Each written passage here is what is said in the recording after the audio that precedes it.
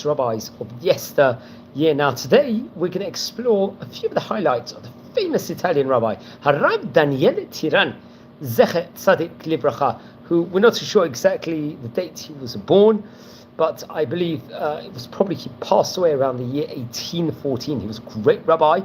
He was one of the great rabbis from Italy of his generation, especially during the 18th and early parts of the 19th century. He was rabbi of various different Jewish communities in Italy and great places in itself. He was the author of the Krei Da'at book and was a rabbi of the Jewish community in Florence, respectively. Let's explore a few of the highlights of the famous rabbi's life. Now, he was born in an area called Enkomna.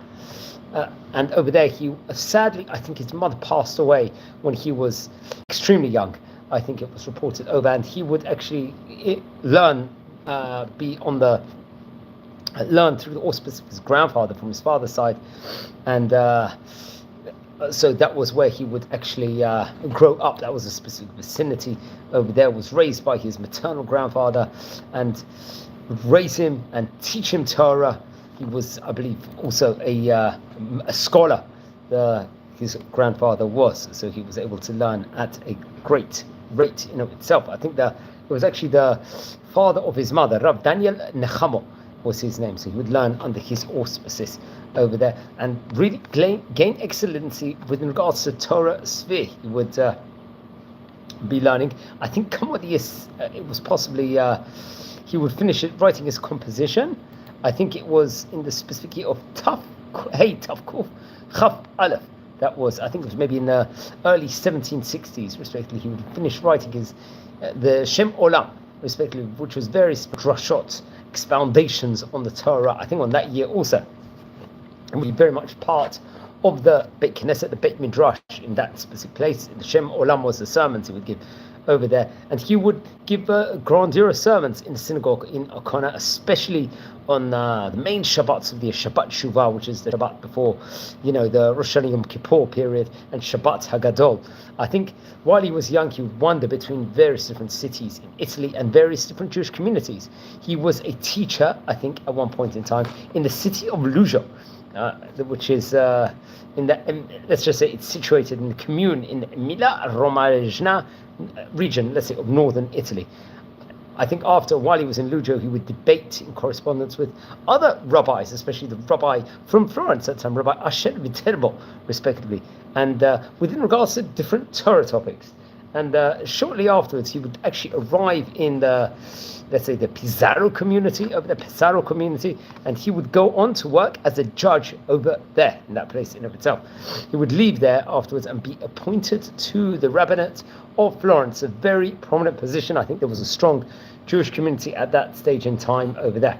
Now, I think the Jewish community in Florence is reported over, I'm not too sure the exact year it was, but they would be saved from a miracle. I think it was in Sivan, or to be precise, the 27th of Sivan, in the Hebrew year, Taf Kuf Nun Tzavit.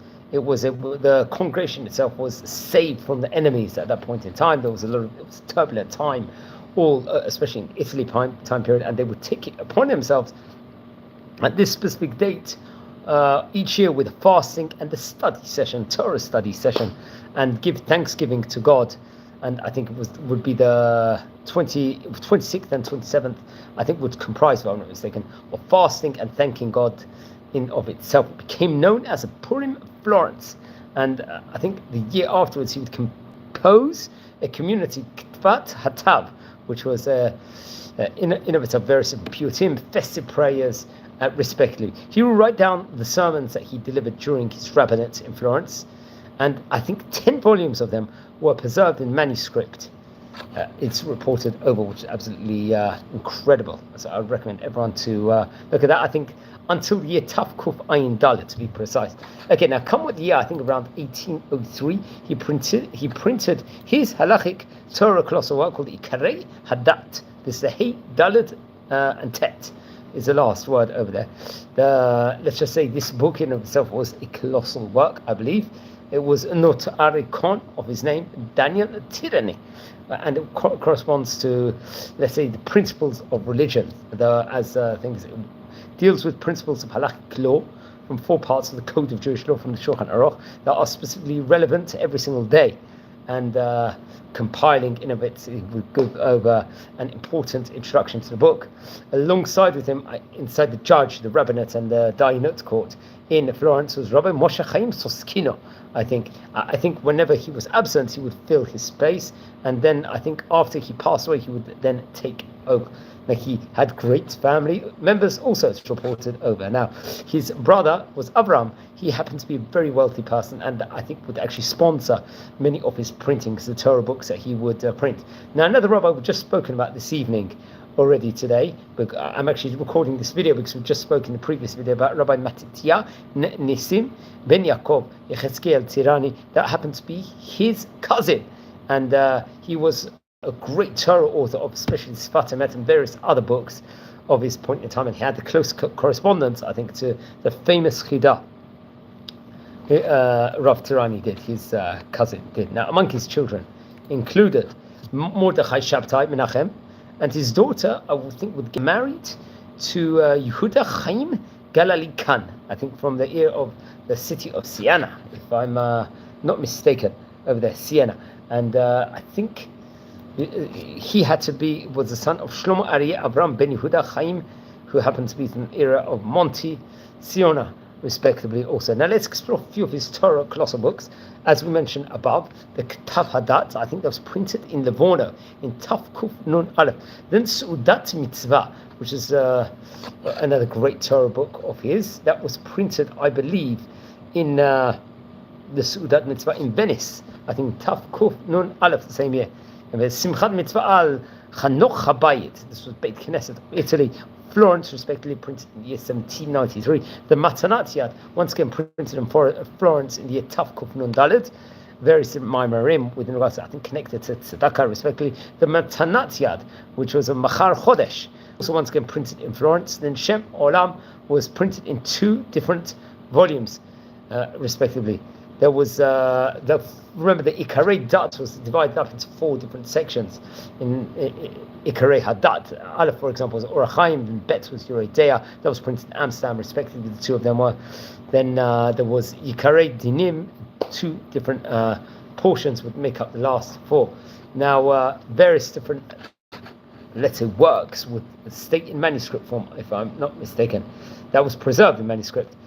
Among them included the work, the Derech Sicha, which was on the Parshat Drachim of Rabbi Yehuda Rosenas, another famous rabbi we've spoken about before, on the Mishnah Lemelech, I believe, if I'm not mistaken.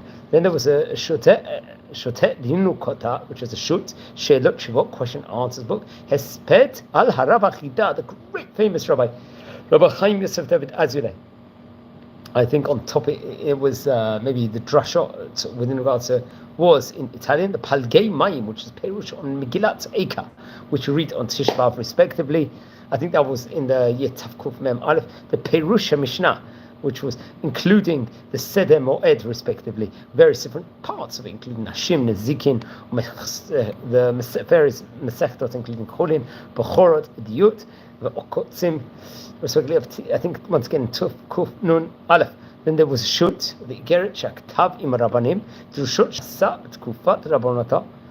Once again in Florence, I think that was in Yidur al Chibur Avud, the in Ketz, if I'm not mistaken, there. So he was a very famous rabbi in his time. I recommend everyone to learn more within regards to him. He was a native rabbi of the Ancona area.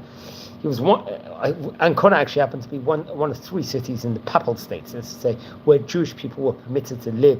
He was, as we said before, orphaned at a young age, raised by his maternal grandfather, Daniel Nahamo, and he happened to be, I think, a student of Shimshon Borgo, who was an Italian rabbi and a physician and a liturgist of his time. So he was very, very famous rabbi of his time. I recommend everyone to learn more within regards to him. There's a lot of information you can find online. I believe, there's a lot that can be found about him.